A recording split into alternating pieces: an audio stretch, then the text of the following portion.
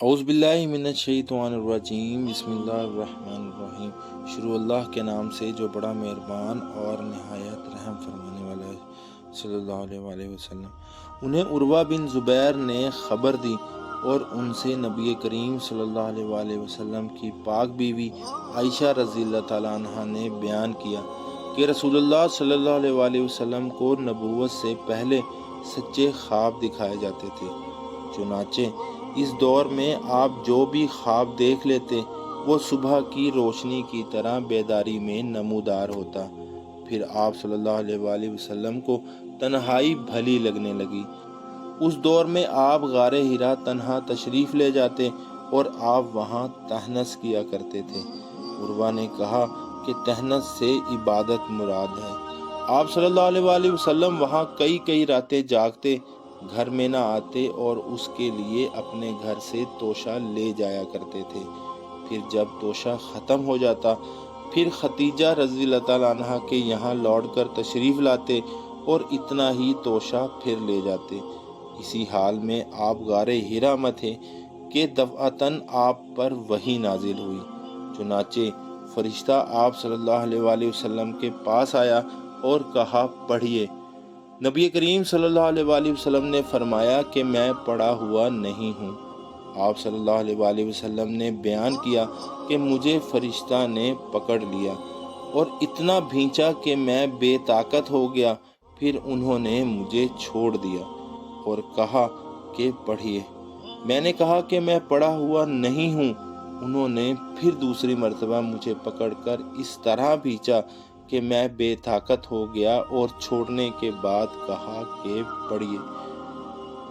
میں نے اس مرتبہ بھی یہی کہا کہ میں پڑھا ہوا نہیں ہوں۔ انہوں نے تیسری مرتبہ پھر اسی طرح مجھے پکڑ کر بھینچا کہ میں بے طاقت ہو گیا اور کہا کہ پڑھیے، جس کا ترجمہ ہے اپنے پروردگار کے نام کے ساتھ جس نے سب کو پیدا کیا، جس نے انسان کو خون کے لوتھڑے سے پیدا کیا ہے۔ آپ پڑھیے اور آپ کا رب کریم ہے، جس نے قلم کے ذریعے تعلیم دی ہے۔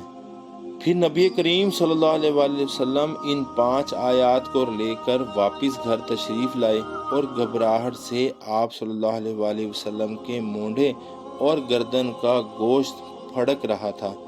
آپ صلی اللہ علیہ وآلہ وسلم نے ختیجہ رضی اللہ تعالیٰ عنہ کے پاس پہنچ کر فرمایا کہ مجھے چادر اڑا دو، مجھے چادر اڑا دو۔ چنانچہ انہوں نے آپ کو چادر اڑا دی۔ جب گھبراہٹ آپ سے دور ہوئی تو آپ صلی اللہ علیہ وآلہ وسلم نے ختیجہ رضی اللہ تعالیٰ عنہ سے کہا اب کیا ہوگا؟ مجھے تو اپنی جان کا ڈر ہو گیا ہے۔ پھر آپ صلی اللہ علیہ وآلہ وسلم نے سارا واقعہ انہیں سنایا۔ ختیجہ رضی اللہ تعالیٰ عنہ نے کہا ایسا ہرگز نہ ہوگا۔ آپ صلی اللہ علیہ وآلہ وسلم کو خوشخبری ہو، اللہ کی قسم اللہ آپ کو کبھی رسوا نہیں کرے گا۔ اللہ کی قسم آپ صلی اللہ علیہ وآلہ وسلم تو صلہ رحمی کرنے والے ہیں۔ آپ صلی اللہ علیہ وآلہ وسلم ہمیشہ سچ بولتے ہیں۔ آپ کمزوروں ناتواں کا بوجھ خود اٹھا لیتے ہیں، جنہیں کہیں سے کچھ نہیں ملتا وہ آپ کے یہاں سے پا لیتے۔ آپ مہمان نواز ہیں اور حق کے راستے میں پیش آنے والی مصیبتوں پر لوگوں کی مدد کرتے ہیں۔ پھر ختیجہ رضی اللہ تعالیٰ عنہ نبی کریم صلی اللہ علیہ وآلہ وسلم کو لے کر ورقہ بن نوفل کے پاس آئیں۔ وہ ختیجہ رضی اللہ تعالیٰ عنہ کے چچا اور آپ کے والد کے بھائی تھے۔ وہ زمانہ جاہلیت میں نصرانی ہو گئے تھے اور عربی لکھ لیتے تھے۔ جس طرح اللہ نے چاہا انہوں نے انجیل بھی عربی میں لکھی تھی۔ وہ بہت بوڑھے تھے اور نابینا ہو گئے تھے۔ ختیجہ رضی اللہ تعالیٰ عنہ نے ان سے کہا چچا اپنے بھتیجے کا حال سنیے۔